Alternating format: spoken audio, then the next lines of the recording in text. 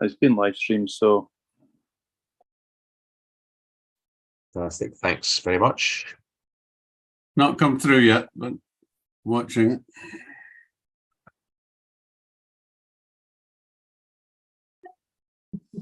Before we start, could ask that you suggest that people turn video off unless they're actually talking, reduce bandwidth demands. Is that a good idea to me?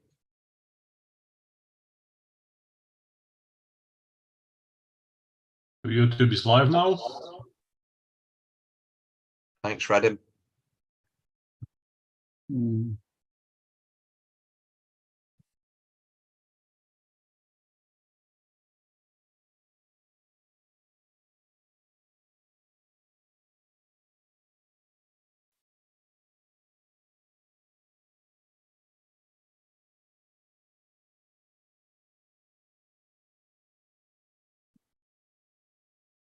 Well, good evening and welcome to the Astronomical Society of Edinburgh, to our July online meeting. And my name is Nigel Goodman. I'm one of the vice presidents of the Society. I'll be running through our coming programme, and then we'll be moving to our speaker for this evening, Dr. Mike Leggett, who will be telling us about the Astronomer's Guide to the Chemical Elements. Keeping in touch with the Society has never been easier. We have a very good website at www.astronomyedinburgh.org, where you will find all the information you need to get yourself involved with the Society, and indeed to learn about the fascinating hobby of astronomy. Also, you can keep in touch with us through Facebook and through Twitter.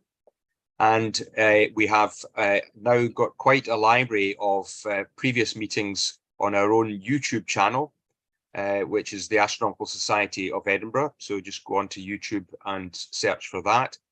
And you can indulge yourself in a lot of our very excellent talks that we've had really since the start of the pandemic, when we really began to have a presence online. We also have a very strong imaging group, which is directed, it's an imaging and observing group, but you'll find on Flickr the superb images that are being taken by amateur astronomers in the Society from their back gardens, from dark sky sites, from all over the place.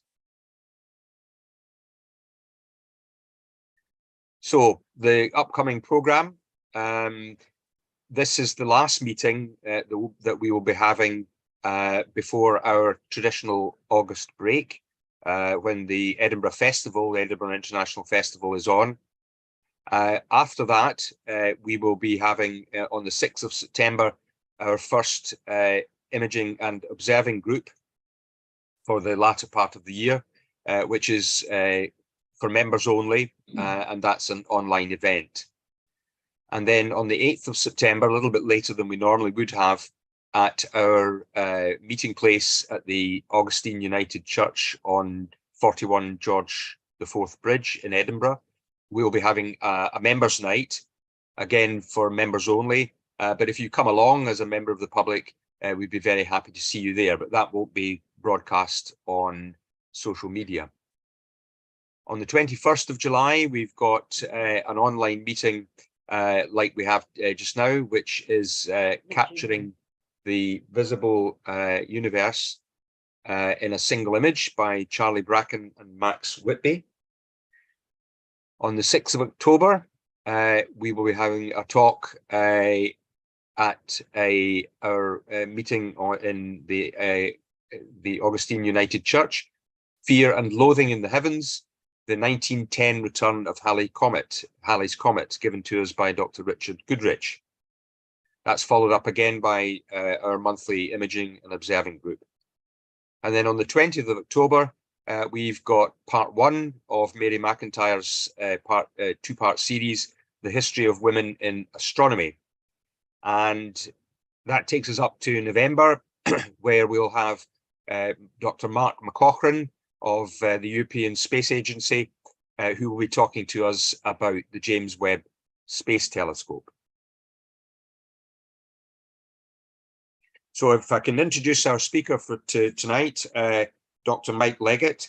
He's a founder member of the South Lincolnshire Astronomical and Geophysical Society, and has been giving astronomy lectures really since about 1976.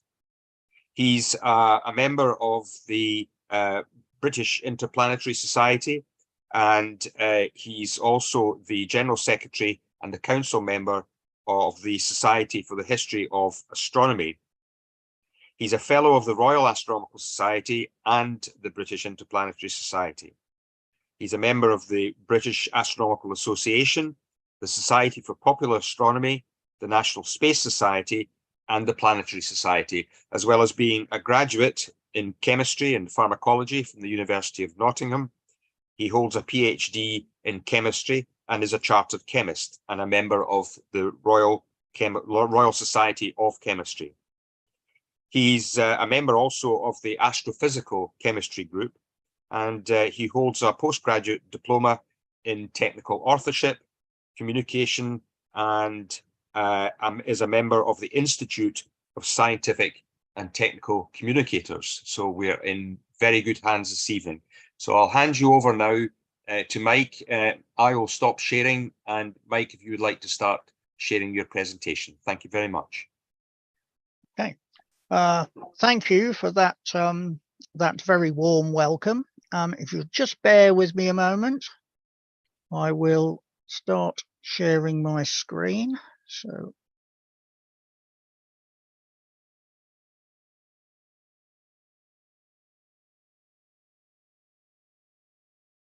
right, can you see the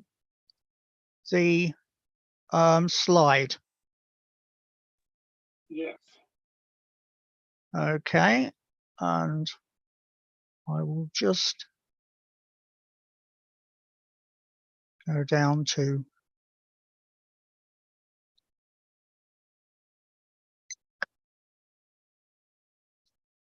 right. Okay, so tonight's subject is Astronomer's Guide to the Chemical Elements. Now, as you might have gathered from that introduction, I'm taking this very much as a chemist's viewpoint, albeit a chemist with an interest in astronomy. But I'm not a professional astronomer, nor am I an astrophysicist. So I tend to take very much a chemist's approach to this subject. But an outline of what we're going to cover this evening. There's going to be an introductory section with some historical background, and then we'll move on to the Big Bang and the origin of hydrogen and some of the other lighter elements. Then the main section really deals with fusion in stars, the main sequence and red giants. And then moving on to large stars, white dwarfs and neutron stars, where we look at nucleosynthesis in large stars, types of supernova, and other processes that lead to the formation of the chemical elements. And then finally, a concluding section. So that's the outline of what I hope to cover.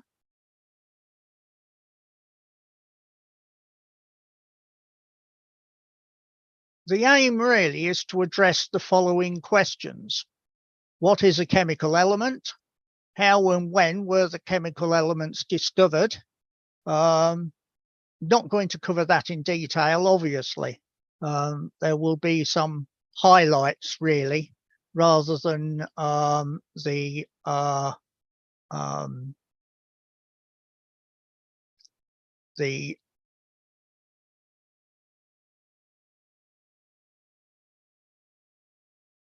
there will be some highlights really, rather than each element in detail. And what were and are the astrophysical origins of the chemical elements, and what are the broader implications? So that's really the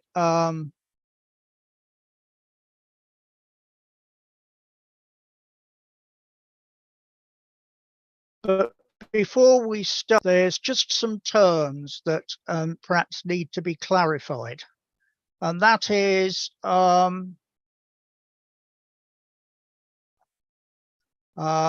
chemists and physicists use some terms differently. In astronomy, the word metal is often taken to mean all elements other than hydrogen and helium. In chemistry, though, it's a little bit more complicated. There's an indistinct boundary in part of the periodic table.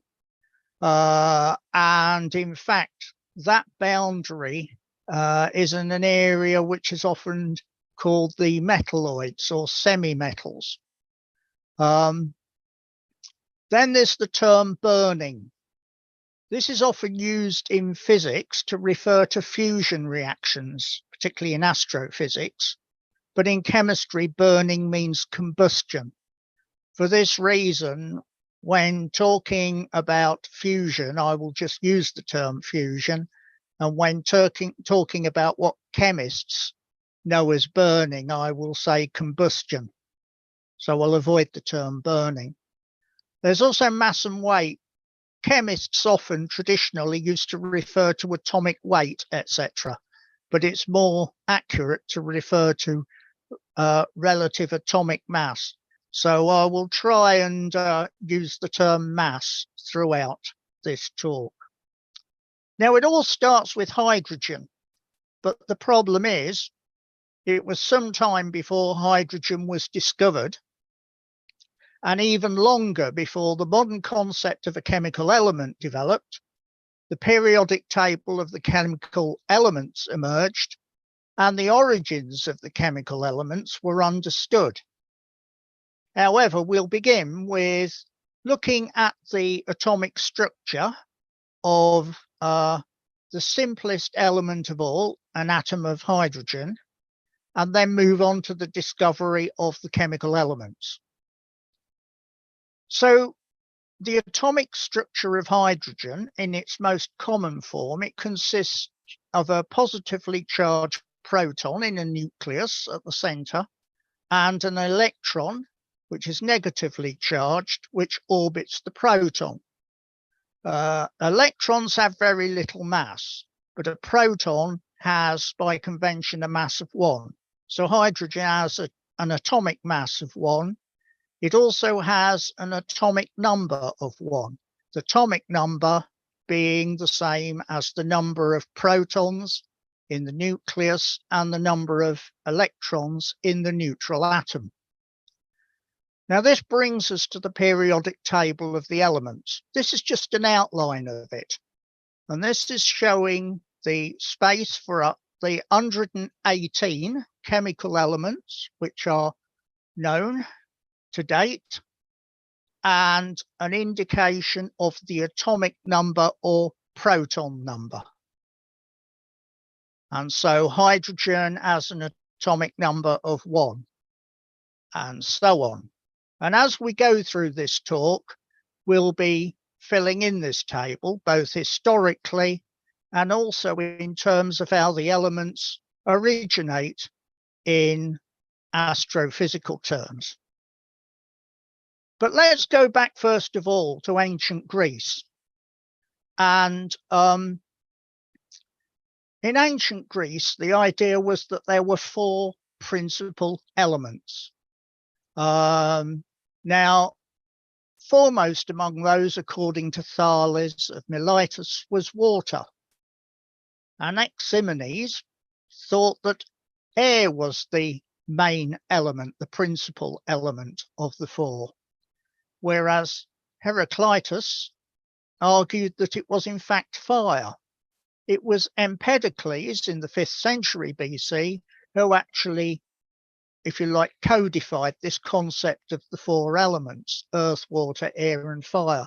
But in many ways, this is more similar to what we now know as the states of matter. In the 4th century BC, Aristotle suggested there was a 5th element. This was the ether, which all the stars and planets, all the heavenly bodies were made. The other thing that we perhaps should bear in mind from ancient Greece is atomism. Democritus adopted the atomism of Leucippus, an earlier Greek philosopher, which involved viewing the matter as being made up of atoms, which were ultimate particles. The discovery of the elements down the ages proceeded very slowly. In the ancient world and into early medieval times, there were perhaps only about 10 elements known. Through later medieval times, they were discovered very slowly. But from about 1750, the discovery of the chemical elements took off very rapidly.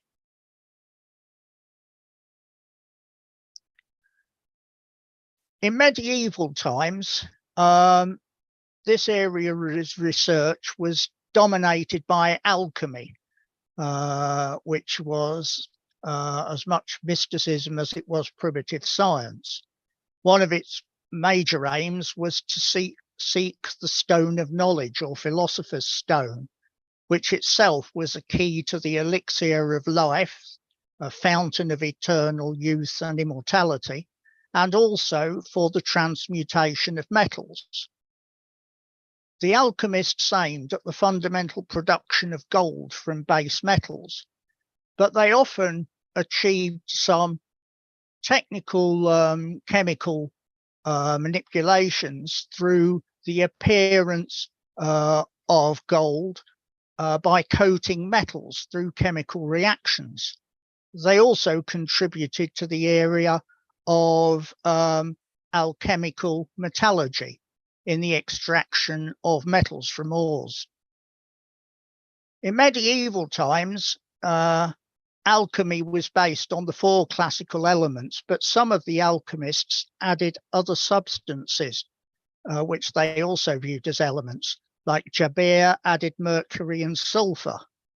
Al-Razi took Jabir's 2 and also added salt to the concept of elements or principles. Elements that we would recognize as elements now, chemical elements that were discovered during medieval times, included arsenic in 1200 by Albertus Magnus, bismuth in 1400 by an unknown alchemist, and phosphorus in 1669 by Hennig Brandt. But chemistry was set properly on the road to science in 1661, when Robert Boyle published his book, The Skeptical Chemist. In it, he defined a chemical element as primitive and simple or perfectly unmingled bodies. He noted that they would form compounds, but the elements could also be obtained from the division of compounds. And he also put forward an atomic theory based on the ideas from earlier writers. So in 1700, these were the elements that were known. In black shows the elements that were known in the ancient world and early medieval times, and in red are the 3 elements that were discovered during later medieval times. The elements known in the ancient world were to a large extent ones that were either freely occurring or fairly readily extracted from their ores. And the elements you can see there are carbon, phosphorus, sulfur, iron, copper, zinc, arsenic, silver, tin, antimony, gold, mercury, lead, and bismuth. The letter codes for them aren't necessarily always the most straightforward, often being derived from a name that's more commonly used in other countries.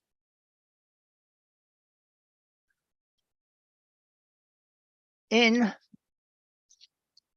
the 18th century, Henry Cavendish undertook studies on hydrogen. Paracelsus in the 1500s and subsequently Boyle in the 17th century had observed that when iron filings was added to sulfuric acid, the bubbles of gas that was produced were flammable. And Cavendish studied these observations and showed that this gas, which we now know as hydrogen, on combustion forms water. And this led to the idea that water was not an element. And Cavendish is credited, therefore, with the discovery of hydrogen through this work. Joseph Priestley, in the same century, discovered oxygen by focusing sunlight on mercuric oxide, and he studied the properties of the gas released.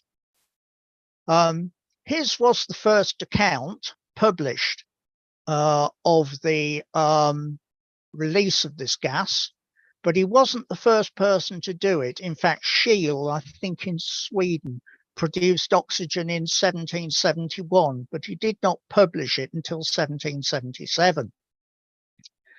Priestley, however, was somewhat sidetracked by his belief in the erroneous theory regarding phlogiston, which I won't sort of say too much about at the moment. Suffice to say that Priestley believed in it, despite the fact much of his work actually refuted it. The other interesting thing is the statue here. Somebody seems to have added a plastic drink bottle there. That might be a little joking reference to Priestley's work with carbonated water. And we have him to thank for fizzy drinks. Lavoisier, who is considered to be the originator of the modern chemical revolution, through work on water and earth, refuted previous ideas by Van Helmont, an earlier alchemist, that water was the principal element, by repeating several of his experiments and explaining how the results were obtained and what the reasons were. In his Elements of Chemistry, published in 1789, he defined element as actual terms whereat chemical analysis had arrived. He named hydrogen and oxygen, hydrogen meaning water forming and oxygen meaning acid forming, because he thought that it actually was required for the formation of all acids. And he also came up with the first theory of combustion. So by 1800, there was quite a few more chemical elements known, which were beginning to fill in quite a few of the gaps of the modern periodic table. And the heaviest of the elements that was known was uranium, down here at 92.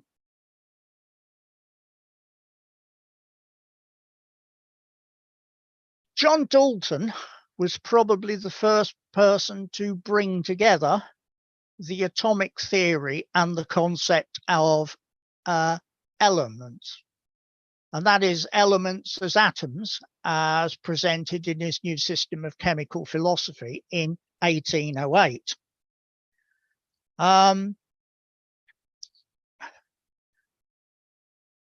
these elements were very small particles, indivisible and indestructible, and differed from one another in relative mass, number per unit volume, and combining number. But people were beginning to notice patterns in these elements in terms of the properties of the elements and the way that they repeated. So, for example, Dobereiner recognized that there were similarities in the properties of chlorine, bromine, and iodine. Similarly, Chancourtois developed the telluric screw, which was basically a cylinder with a spiral line on it, with weights of the metals, the elements, sorry, engraved on it.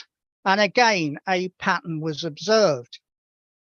And Newlands observed that there was a law of octaves, where these properties were repeating every sort of 8 in a sequence of sort of 8. But it was not until Mendeleev published his table of chemical elements arranged in order of increasing atomic mass that this idea began to be accepted. This was what the periodic table began to look like after the time of Mendeleev, though this is presented in the modern format. Mendeleev's original table looked very, very different. But this shows the elements that were known by the time of Mendeleev, and the red ones were the ones discovered between 1800 and about 1868. The black ones that are the ones that were discovered before that time. Sir Humphrey Davy saw hydrogen as the primordial matter, and everything else was based on hydrogen. And William Prout put forward the Prout hypothesis just 3 years after Davy's theory, by looking at the densities of gases relative to hydrogen and noting that these gaseous elements approximated to whole numbers. He therefore argued that these were based on building up from units of hydrogen. Dumas presented a modified version of Prout's hypothesis at a BAAS meeting in Ipswich in 1851. So now this brings us to the structure of atoms and the electrons.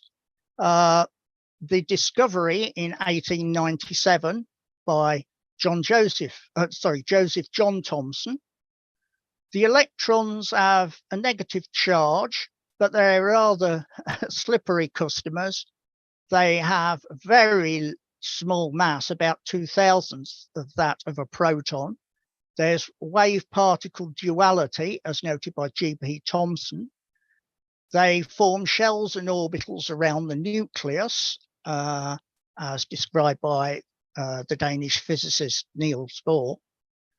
And they also give rise to spectra through movement up and down in energy levels. Electrons also form the beta particles in radioactivity. The nucleus consists of protons and neutrons, and these are much heavier particles than the electrons. Protons have a positive charge, neutrons are neutral. Protons were discovered in 1911 by Ernest Rutherford, and these balance the charge of the electrons. The diagram shows a simplified diagram, not to scale, of an atom of the hydrogen isotope deuterium, showing a nucleus consisting of a proton and a neutron. Neutrons were discovered by Chadwick in 1932. There's two heavy hydrogen isotopes. There's deuterium, we've noted already, and tritium, which actually has 2 neutrons. And it's actually radioactive.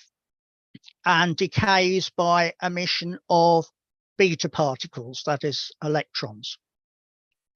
So since 1869, the elements discovered in blue since 1950, they're all human-made elements and won't really concern us further.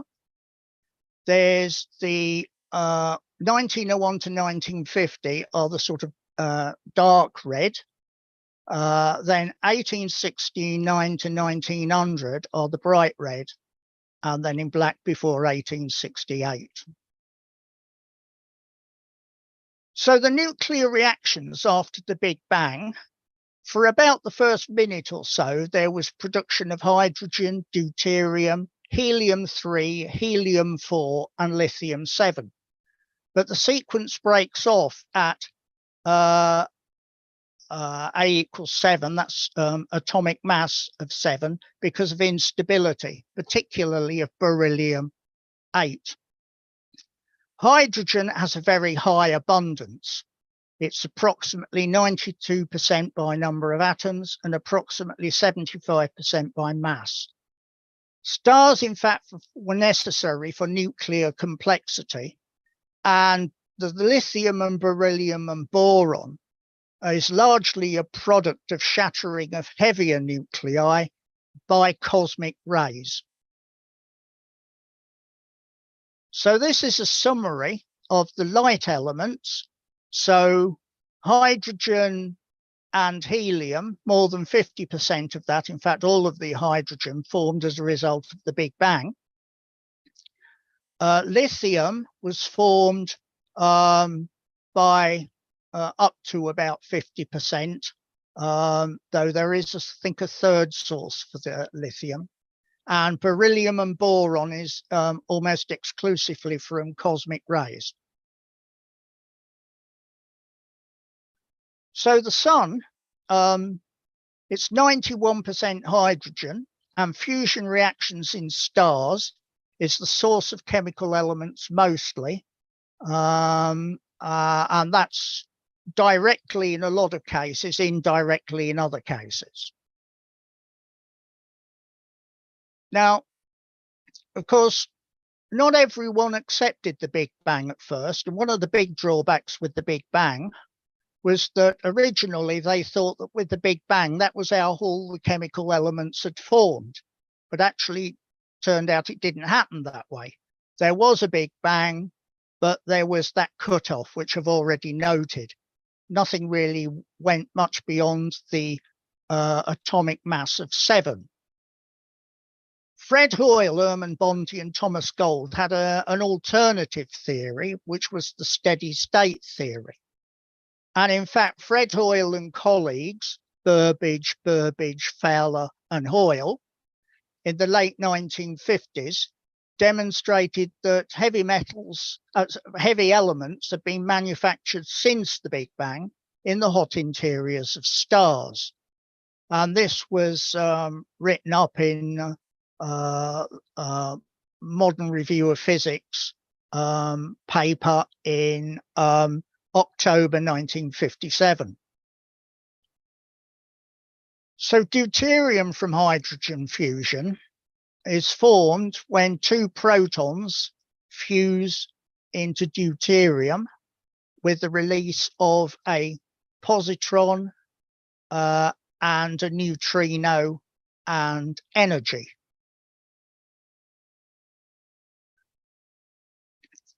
A lot of this occurs in different parts of stars, depending on their mass and the stage of their evolution. And this can be plotted out on the Hertzsprung-Russell diagram. So you've got the main sequence stars along here, and the sun is shown here. Then you've got the red giants up here and the supergiants up here and the white dwarfs here. And as we go through the rest of this talk, we'll be looking at how that affects the origin of the chemical elements. So, nucleosynthesis, first of all, by fusion. Now, there's a number of fusion processes. There's hydrogen fusion in stars, giving rise to helium. There's helium fusion, which gives rise to carbon, oxygen, etc. Carbon fusion, which gives rise to neon, magnesium, and aluminium. Oxygen fusion gives rise to nuclei between oxygen and silicon. And silicon fusion gives rise to nuclei between silicon and zinc in terms of atomic mass. Though, in fact, there might be some disagreement about that, because a lot of experts would say that actually by fusion it can't really go beyond iron or nickel. Certainly there is a cut-off point in that area, and beyond about iron or nickel in the periodic table, other processes come into play for the origin of those elements. And predominantly, these other processes are the various forms of neutron capture. So there's the slow neutron capture, which occurs principally in red dwarfs, in red giants. And the R process, or rapid process, which occurs on very short time scales in supernovae, principally. Spallation, of course, which is the smashing or chipping of nuclei by cosmic rays to form smaller species, we've discussed already. P processes occurs very rarely and is not something I will cover further. So the abundance of chemical elements, this shows where there's this chasm here. It's on a logarithmic scale, by the way, which by convention has hydrogen at 12. Hydrogen and helium are the most abundant. Lithium, beryllium, and boron are actually very rare, and there's this sort of beryllium trench here showing its very low abundance. Carbon, nitrogen, and oxygen are the next most abundant. Fluorine is quite low, and so scandium. But iron is one of the most abundant after hydrogen, helium, carbon, nitrogen, and oxygen. And that is, and neon, of course. And that is because iron is the most stable of the nuclei. And in fact, it's not possible for it to fuse further, undergo further fusion reactions. So neutron capture is probably the mechanism for pretty well everything beyond iron. In terms of trends in abundance, the simple are abundant, as we've already noted, and the complex rare. But a corollary to that is the instability of nuclei of mass between 5 to 8. That's the lithium, beryllium, boron. Even atomic mass is preferred to odd. For nuclei less than 20 protons, the number of protons and the number of neutrons are equal. For nuclei with atomic number between 20 and 30, most abundant isotopes have neutrons which are equal to the number of protons plus 2. And nuclei with even number of protons and neutrons are more abundant than their neighbors. So putting this in some sort of numerical terms, if we compare the atomic number and the neutron number in terms of whether it's even or odd, and look at the number of nuclides for the 266 stable nuclides of the elements, we actually find that it's heavily weighted towards even and even in both cases. and very few, only 4 in fact, are both odd. Hoyle's 3 rules summarized quite a lot about the sort of broader economic and technological aspects. So material used by humanity in large volumes must consist of extremely abundant elements. Less abundant elements may have economic importance for technologically advanced items, or where it's small quantities with specific properties.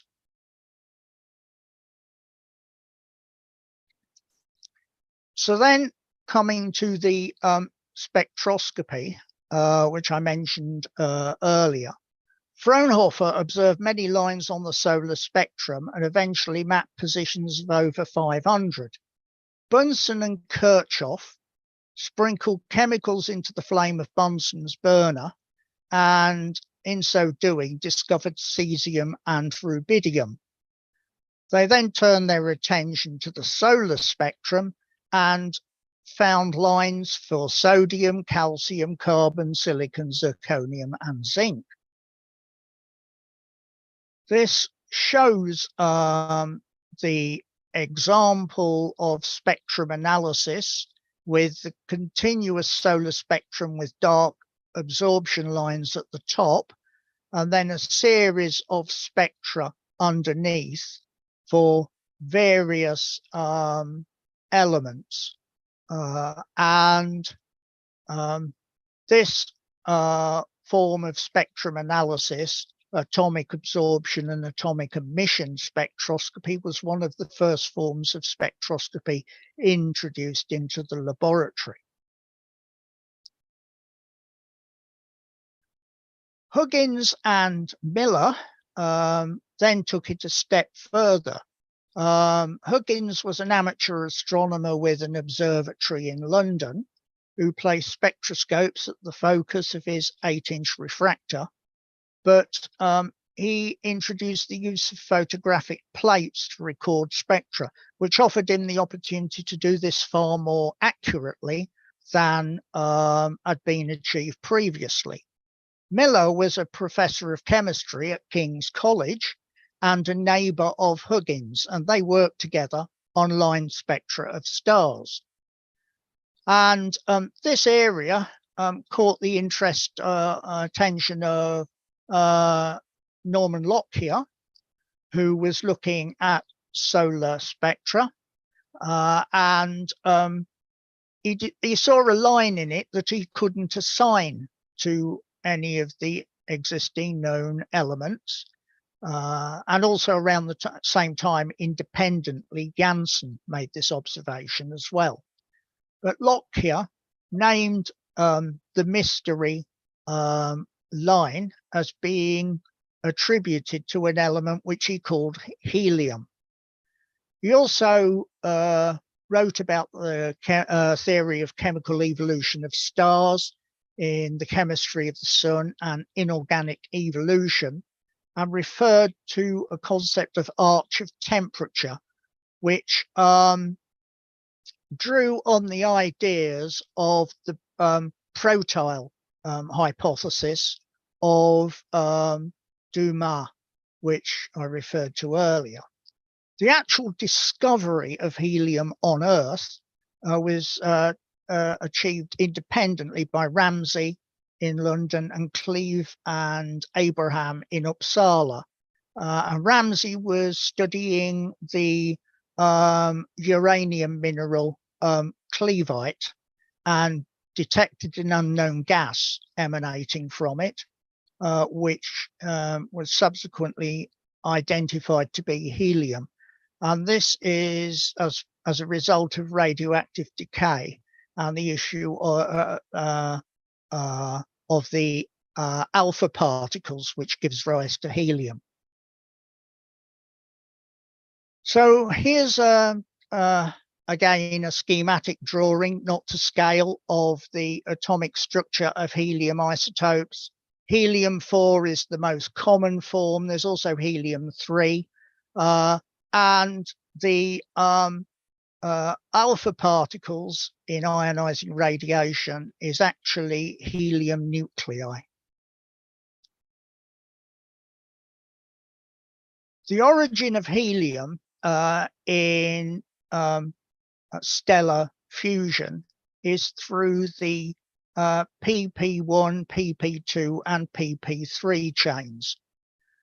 Now, the extent to which these pathways are followed in a star depends on the mass of a star. For the Sun, PP1 is about 85% and PP3 is only 0.002%.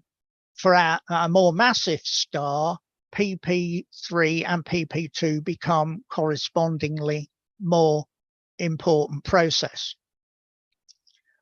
But PP1 starts with the fusion of deuterium and a proton to give helium-3. 2 helium-3 nuclei fuse to give helium-4 with a release of 2 protons. PP2 proceeds with the fusion of helium-3 and helium-4 to give beryllium-7, which decays to lithium-7. Lithium-7 fuses with a proton to give 2 nuclei of helium-4. PP3 starts similarly to how PP2 starts, but there the beryllium-7 combines with another proton to give boron-8, which then decays to beryllium-8, and then forms 2 nuclei of helium-4. Looking briefly at the future of the Sun, at the moment, it is in its main sequence phase, and it will continue to stay on the main sequence until it's probably about sort of 10 or 11 billion years old. It will then enter the subgiant phase, and then after that, red giant phase, into helium fusion and a second red giant phase. And then after about 12 billion years, 12.4 billion years, there's the planetary nebula phase accompanied by a white dwarf.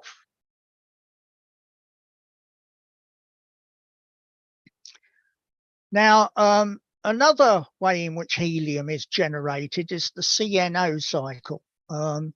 Now, this actually is a catalytic cycle, and exactly what processes are involved do differ a little bit depending on which sources you look at. Also, the mass.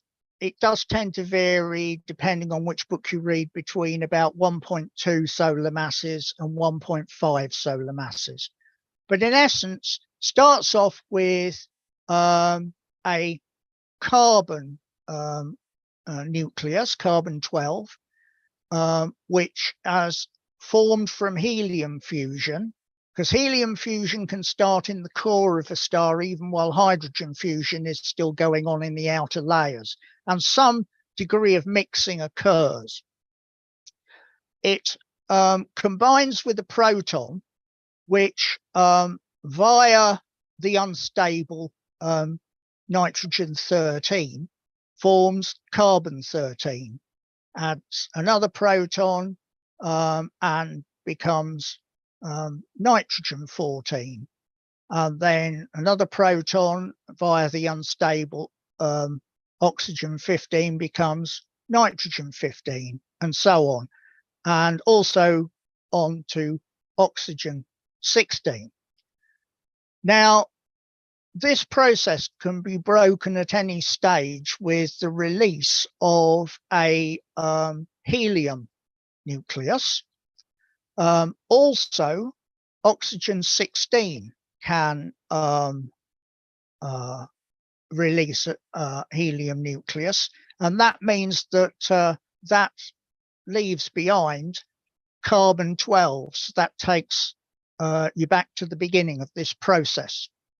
So overall, it's a catalytic cycle in which the amount of carbon-12 by this process alone remains unchanged, but helium is produced. There's some difference of view about whether oxygen-17 and oxygen-18 take a part in this process. They are involved in other processes, but it's not universally accepted about whether or not it can be counted in with the CNO cycle.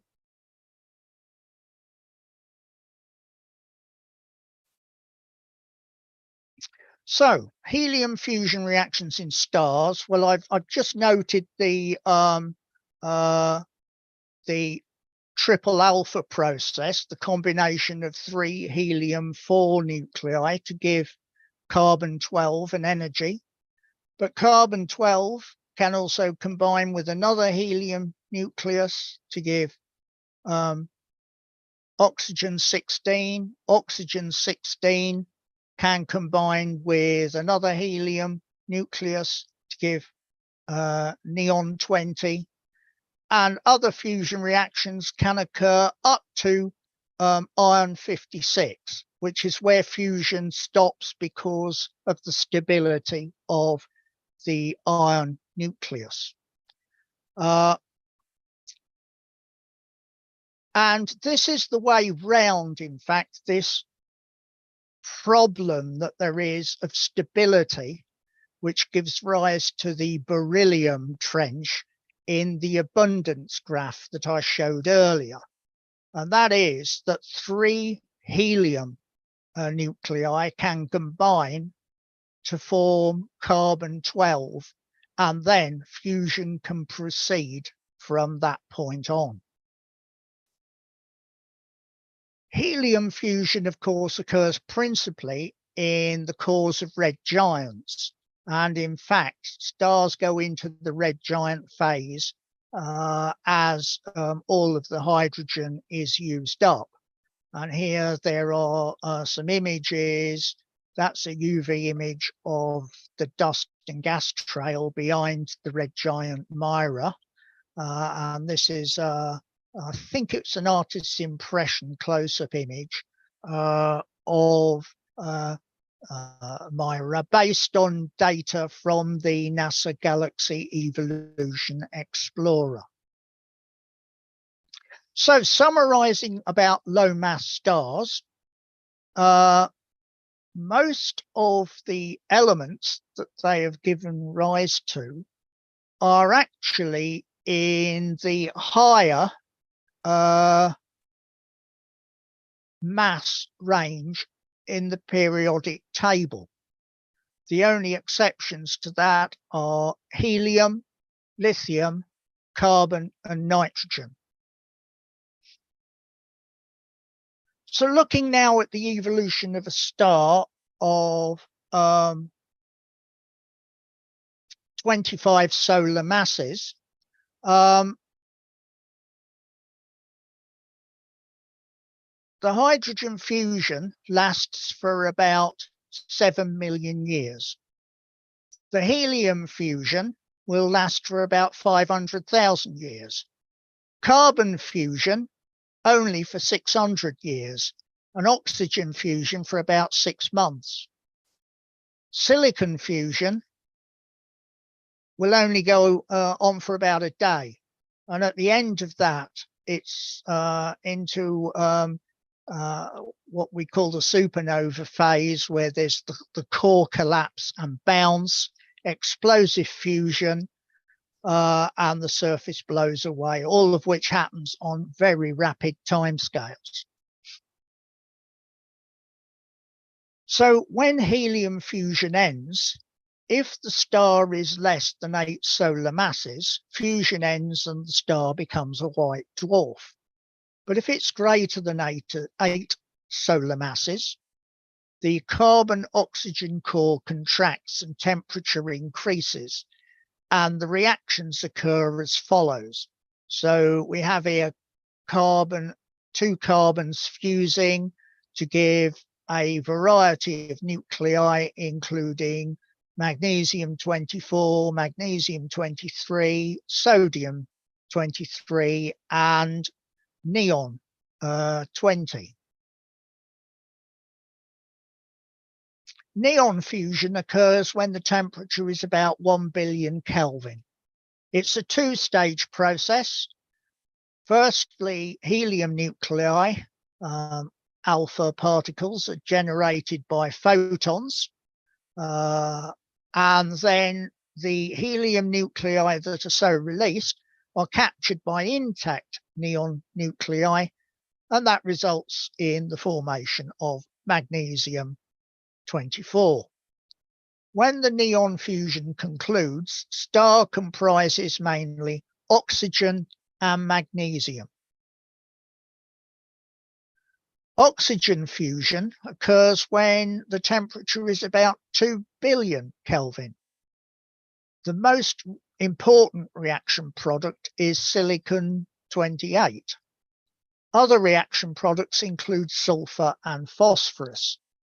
And the main reactions are, again, fusion of two nuclei, this time of oxygen-16 to give sulfur-32, phosphorus-31, sulfur-31, and silicon-28.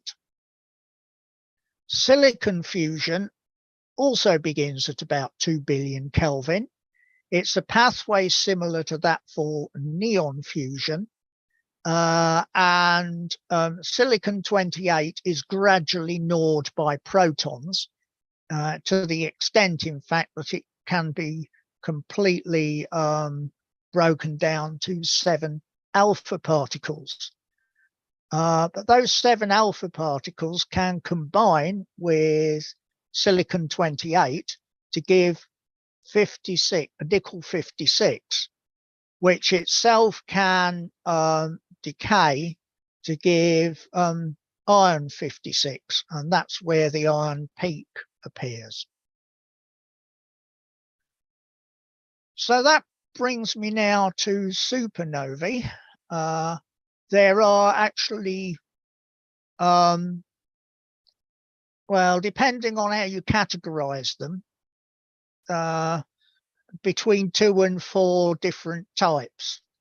They're categorized largely because of characteristics in their spectra, but it's not that I'm going to talk about. It's actually more about how they originate and what elements they give rise to that is of interest to us in this talk. So type 1A arise from white dwarfs in binaries. Now, white dwarf stars are very unstable, very sensitive, and if they're in binary systems and they're also at the more massive end of a white dwarf, close to the theoretical limit for the maximum mass of a white dwarf, if they are gaining material from their binary companion, they are actually liable to gain sufficient material to cause them to explode in the form of a supernova. And these usually give rise to the type 1A supernova.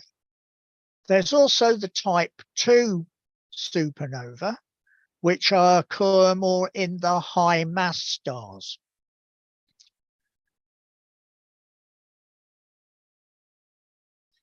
Now, this is an example of a supernova remnant.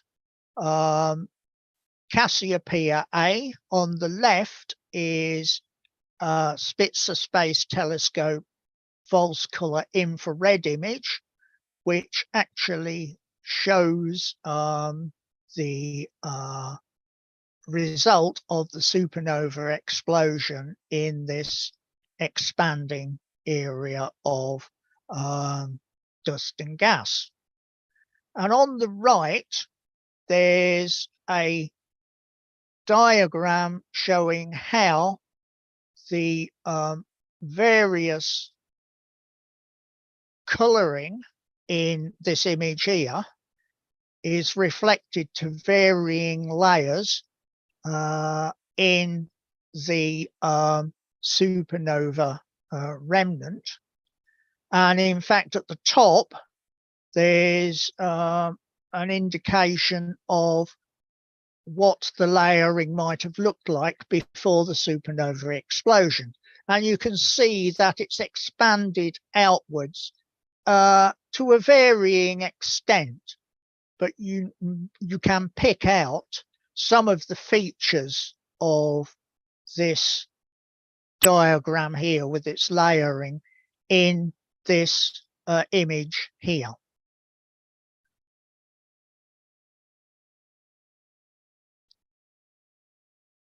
So if fusion does not account for the formation of elements beyond about iron or nickel thereabouts in the periodic table of elements, how else are those elements formed? Well, this is where neutron capture comes in. I mentioned it earlier. There's a little bit more detail about it here in this table. There's the slow process, which requires much less extreme conditions than the R or rapid process. In fact, the slow process occurs in various types of red giant stars, particularly the main S process, but also the weak S process as well. This occurs on much slower timescales and gives the opportunity for a much wider range of chemical elements to form. Rapid, however, occurs on very short timescales. It requires impressive neutron fluxes and extreme densities and temperature, such as would be obtained in type 2 supernova or merging neutron stars. So that was, if you don't know if you heard that, that's just my that timer telling me that my time is about up, but I am nearly finished, so I'll be drawing this close to this talk to a close shortly. So the summary for the high mass stars is as shown here. As you can see, the elements that form through a dying high mass star are mainly in the medium sort of range of atomic number. So there's helium, oxygen, fluorine, and neon, sodium, magnesium. So, well, helium then 8 through to 40 in terms of atomic number. And that's varying proportions. Some are over 50%, some are less than 50%. White dwarf stars, this is specifically white dwarf supernovae. This actually is again sort of medium atomic number elements. And this is really from silicon, which is atomic number 14, through to zinc at atomic number 30. So that's a rather smaller number of elements. And then merging neutron stars. This is a much larger number of elements, and these tend to be more massive chemical elements. They're higher atomic number, so it begins about with 41 niobium, and it includes the lanthanides down here, quite a few of the lanthanides, in fact, and 2 of the actinides, thorium and uranium.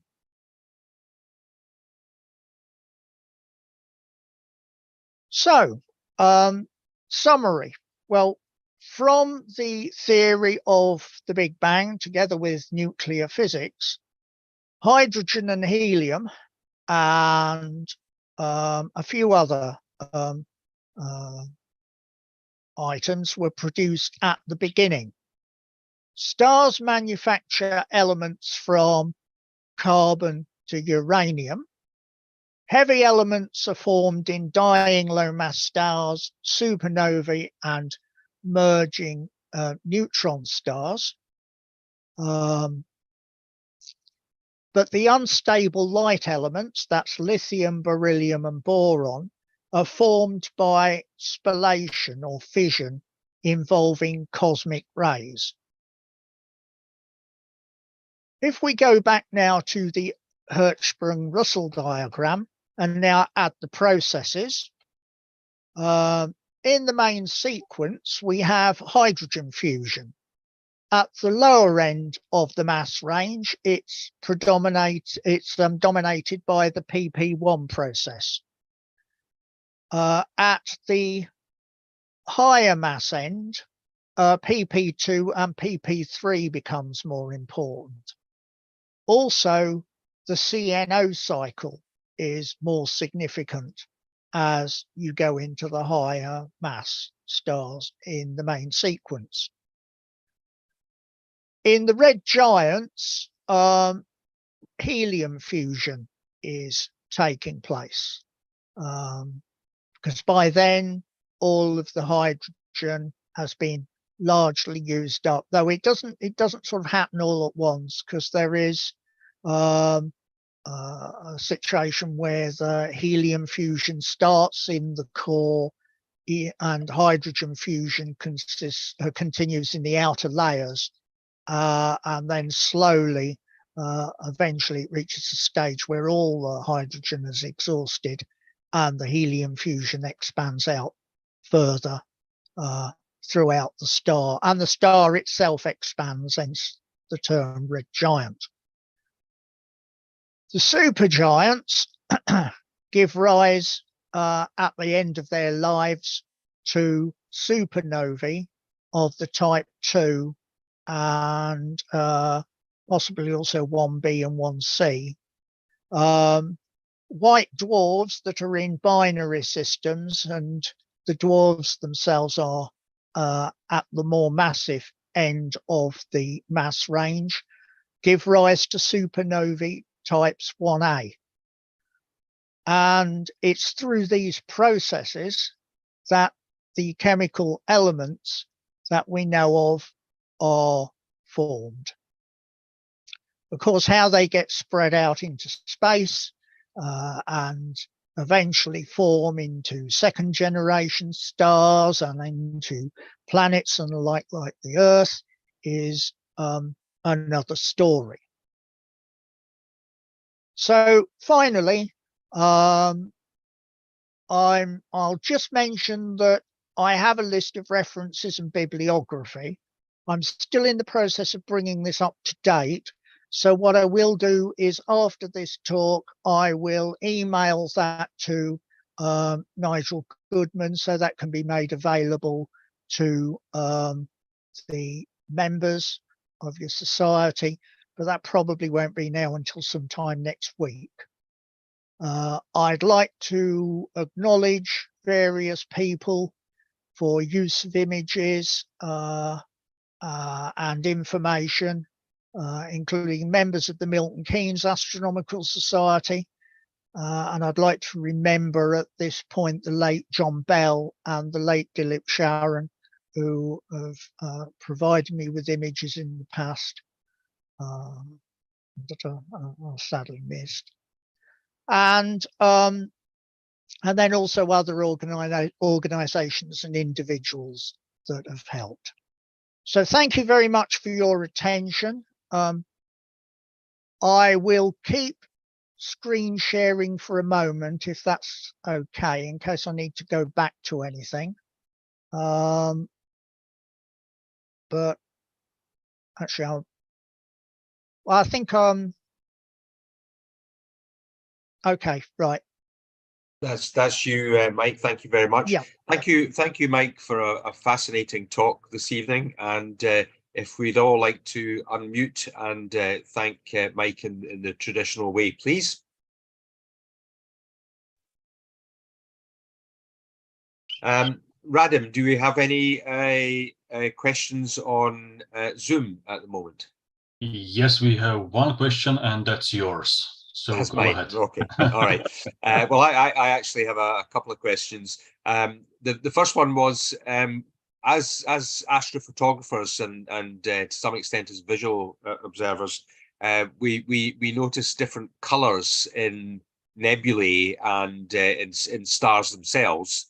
What are the properties in the chemical elements that make up these gaseous nebulae and the stars that produce different types of light? For instance, hydrogen is traditionally red, and I think we get a blue color from oxygen. So what is it about those that produce those colors? Well, there's perhaps a number of ways in which that could be answered, but looking at it from the point of view as a chemist, this is something I hinted at, but I didn't really cover in any detail because I didn't really feel there was time to give it justice in the talk. But it has to do with energy levels and spectra. Mm-hmm. Now, you will have noticed, perhaps when I did the bit about spectroscopy, that the lines were appearing at particular colors in the solar spectrum, and as a consequence that appeared at particular wavelengths and frequencies in the visible spectrum. And indeed that can be extended right the way across the whole of the electromagnetic spectrum, you know, from the X-rays across to radio waves and that. Now, in terms of visible spectra, what you see with the eye, what's happening there is it has to do with electrons and energy levels. And each wavelength and its corresponding frequency has a particular packet of energy associated with it, a particular amount of energy, which at a particular wavelength or frequency will correspond to a transition in an energy level for a particular element. Okay. And if the radiation impinges on an atom of an element and it is a suitable amount of energy to cause an electron to go up to the next energy level, it will do so at that point. And if you see that against a continuous spectrum like the solar spectrum, you will see a dark line due to absorption. If, however, it's excited up into this higher energy level and then it drops down to a lower level, it will release energy and it will give rise to a bright line and an emission spectrum. Now, this is tied very much between the idea of the energy required for those transitions between energy levels and the energy which is particular to each wavelength and frequency within the electromagnetic spectrum. Right. And that's why spectroscopy, whether in the laboratory or whether in space, is such a powerful tool it can be used as a fingerprint for those metal ions, like Bunsen and Kirchhoff were doing, and for studying what's in the stars, which I guess Huggins and Miller were pioneering. Right, right. Thank you very much, Mike. My follow-up question was the James Webb Space Telescope's mirror is made out of beryllium. I just wondered what was considering that beryllium is such a rare element, what is it about beryllium that makes it such a suitable material for the James Webb Space Telescope? Now, that is a good question. I have to say, I'm not sure of the reason for that. I have to say, despite their relative scarcity, lithium, and even more remarkably, beryllium and boron, actually have a lot of technological uses. There's enough of them around to be useful. Yeah. Now, I suppose with beryllium, one factor is it is very light. Right. It is obviously it's metallic, so it has a lot of the properties of a metal. Whether there were other factors involved, I don't know. Why they chose that over other materials, I don't know. But I mean, it's a lot lighter than pretty well any other metal that you might consider using for that purpose.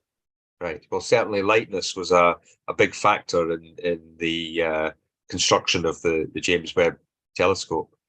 Yes. Thanks very much for that. Can I ask, do we have some questions at all from YouTube? We have one from YouTube. We've got lots of great thanks for a great presentation from YouTube. And people all over America in particular, and elsewhere, North Carolina, California, Seattle, all around the world. Anyway, the question is from Martin Pride, and he's saying, in a second stage stroke series star like the Sun, do the included heavier elements help to seed more heavier elements later in the star's life? An interesting question. I'm not entirely sure. I think, well, it depends really. I get the impression that, well, first of all, I will start by saying anything beyond iron is not going to take part in fusion reactions. So that's the first thing to note. I also think, so I would be a bit cautious about saying this for certain, that slow neutron capture does not occur to any great extent in the Sun, because that seems to be more of a mechanism, a process that occurs in red giants. So it occurs later on.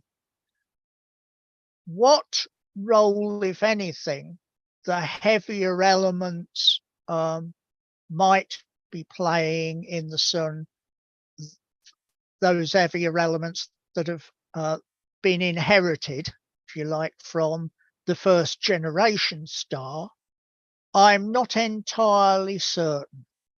It is possible they're playing a role, but there's probably not enough of them to actually be able to make any significant difference relative to the amount of hydrogen and helium that's there.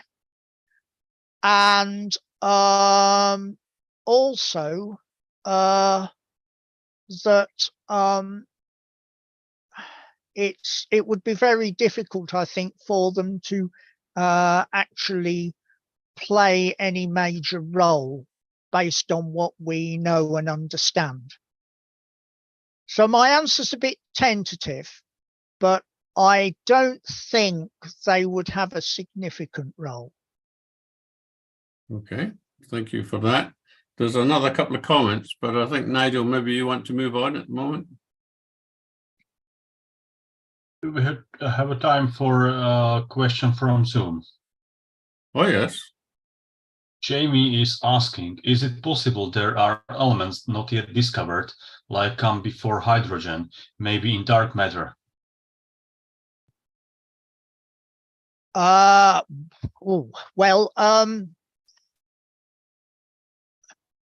I think the first thing to say, not as we know them on the periodic table, because by definition, hydrogen is number one because it's got one proton. Now, if there's other forms of matter which might appear in, say, dark matter, and I wouldn't want to speculate on this because this is way outside my field, then that's not impossible, but we wouldn't be talking about them in terms of chemical elements. I mean, the thing is, of course, as a chemist, we're really only interested in electrons. Once we've acknowledged the existence of protons and neutrons, but after that, we kind of lose interest. And I perhaps should have said about some of my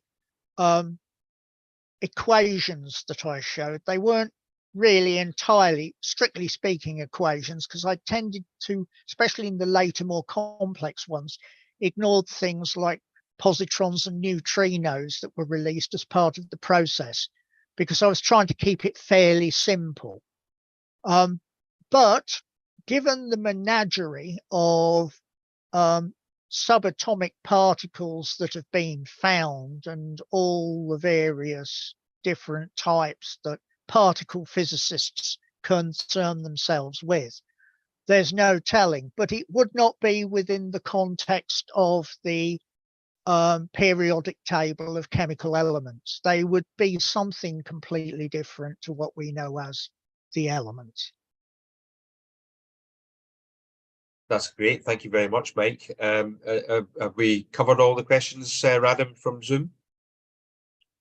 Yes. That's marvelous. Well, I'll draw, I'm conscious of the time, so I will draw the meeting to a close. And if again, we could just once more unmute and thank Mike for his time and his expertise in giving us the talk this evening. Thank you.